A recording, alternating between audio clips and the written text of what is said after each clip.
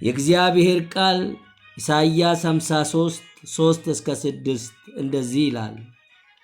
በሰዎች የተናቀና የተጠላ የሕመም ሰውና ስቃይ ያልተለየው ነበር።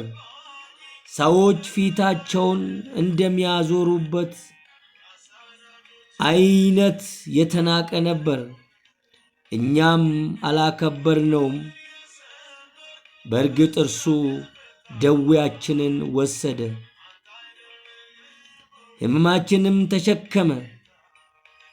እኛ ግን በእግዚአብሔር እንደተመታ፣ እንደተቀሰፈ፣ እንደተሰቃየም ቆጠርነው። ነገር ግን እርሱ ስለ መተላለፋችን ተወጋ፣ ስለ በደላችንም ደቀቀ። በእርሱ ላይ የወደቀውን ቅጣት ለእኛ ሰላም አመጣልን፣ በእርሱም ቁስል እኛ ተፈወስን።